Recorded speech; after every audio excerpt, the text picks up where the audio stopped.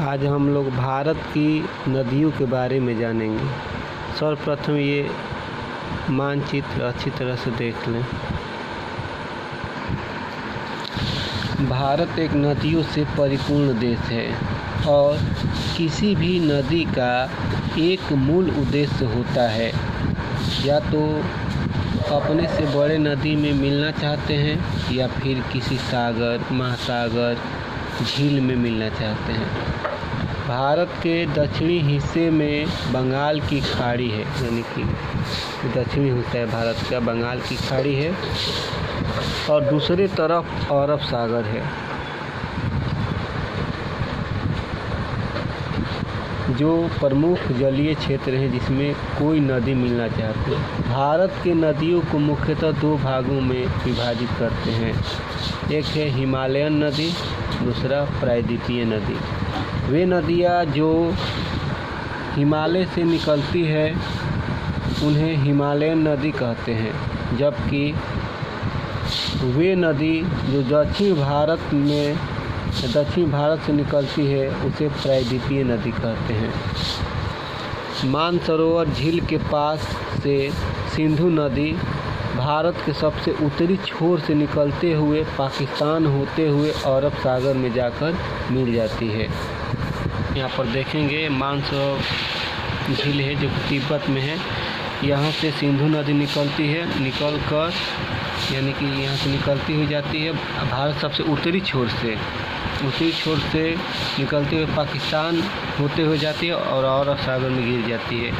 सिंधु नदी की कुल लंबाई है 2880 किलोमीटर। अब देखते हैं सिंधु नदी की सहायक नदियाँ कौन कौन सी। झेलम नदी है, चिनाब नदी है, रावी नदी है, ब्यास नदी है, सतलज नदी है।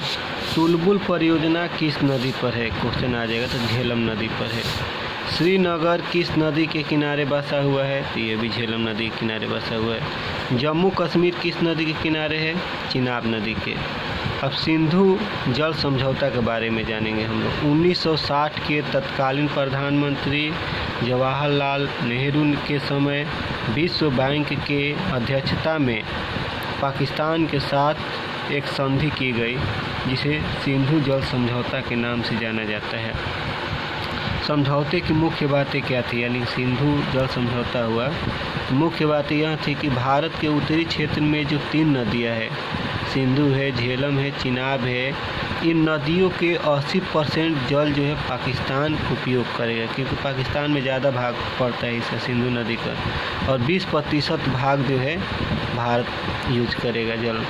नीचे की 3 नदियां हैं रावी, ब्यास और सतलज, और रावी, ब्यास, सतलज, इनका 80% जल भारत को उपयोग करना, क्योंकि ये भाग भारत में पड़ जाता था, तथा 20% जल पाकिस्तान को उपयोग करना है।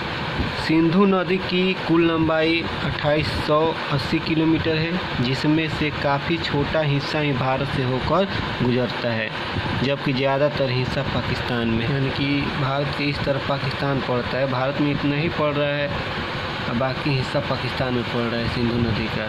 अब गंगा नदी के बारे में हम लोग जानेंगे। हिमालयन नदी में सबसे प्रमुख नदी गंगा है।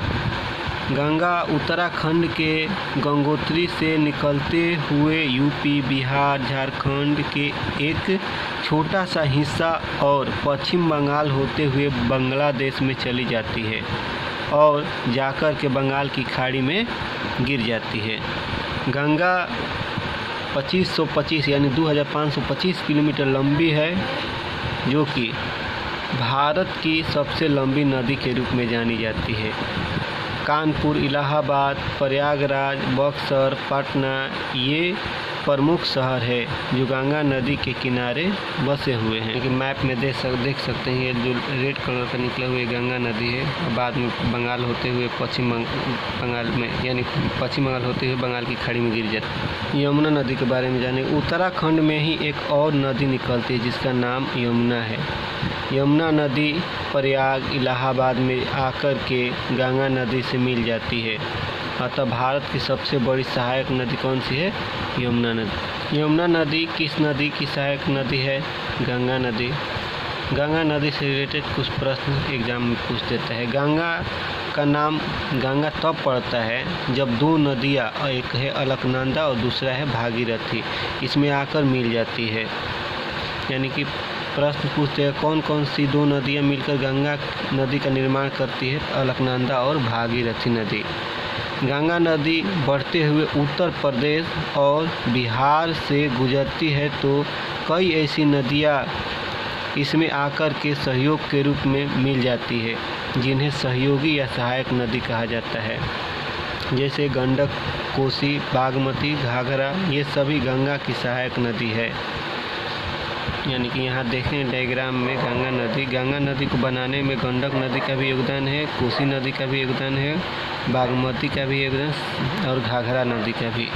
क्वेश्चन पूछा भारत की सबसे सहायक नदी के रूप में कौन सी नदी जानी जाती है, तो यमुना नदी। यमुना नदी की सहायक नदी कौन कौन सी है, तो चंबल नदी, बेतवा नदी, केन नदी, सिंध नदी आदि। इसे हम लोग मैप में देखते रहेंगे। गंगा नदी जब बांग्लादेश में जाती है तो इसका नाम बदल जाता है और इसे पद्मा नाम से जाना जाता है। तो क्वेश्चन आ जाता है बांग्लादेश में किस नदी को पद्मा के नाम से जाना जाता है, तो गंगा नदी। मानसरोवर झील से एक और नदी निकलती है जिसे तिब्बत में सांपो के नाम से जानते हैं और भारत में इसे ब्रह्मपुत्र के नाम से जानते हैं। यानी कि यहाँ पर देखिए मानसरोवर से यानी कि तिब्बत में पड़ता है, चाइना का अधिकारी हिस्सा है तिब्बत। मानसरोवर यहीं से निकलती हुई एक जाती है। तो यहाँ पर जो तिब्बत में इसे सांपो के नाम से जानते हैं, जब यही नदी अगर भारत में आती है तो ब्रह्मपुत्र नदी से जानी जाती है।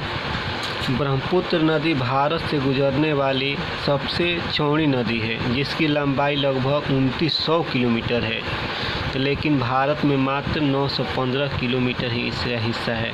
अब इम्पोर्टेंट पॉइंट है, ब्रह्मपुत्र नदी तिब्बत के मानसरोवर झील के पास से निकलकर भारत में अरुणाचल प्रदेश में प्रवेश करती है और जब यह असम से गुजरती है तो इस नदी की चौड़ाई इतनी अधिक है कि बीच में कुछ द्वीप पाए जाते हैं, जिसे हम नदी द्वीप कहते हैं।